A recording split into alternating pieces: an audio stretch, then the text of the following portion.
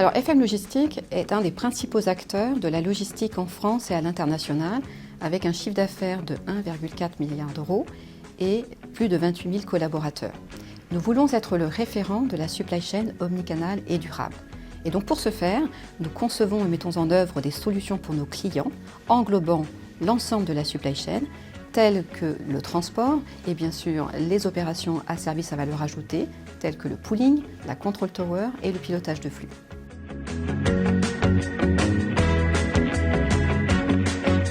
FM Logistique est engagé depuis 2008, dès la création de la charte, avec pour objectif de réduire l'empreinte carbone de son activité transport en propre. La neutralité carbone est au cœur de nos préoccupations.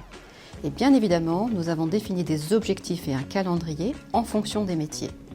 Concernant l'entrepôt, nous visons la neutralité carbone en 2030 et pour nos activités transport, nous avons pour objectif de réduire nos émissions de 30% à cette même échéance.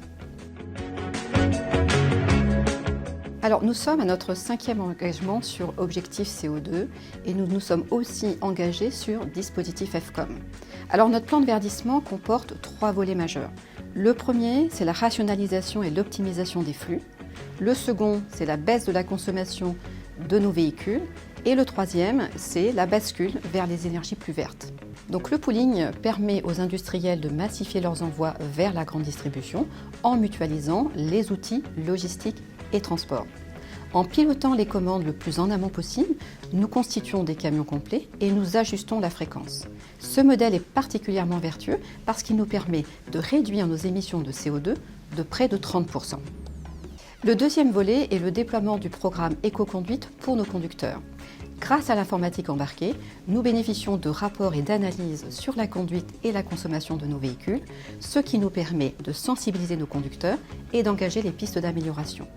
Le troisième volet est le fait d'utiliser du biocarburant pour l'ensemble de nos tracteurs depuis 2021 grâce à l'installation de 3 cuves sur nos différents sites. L'ensemble de ces actions nous ont permis de réduire nos émissions de CO2 de 61,7% versus l'année 2021.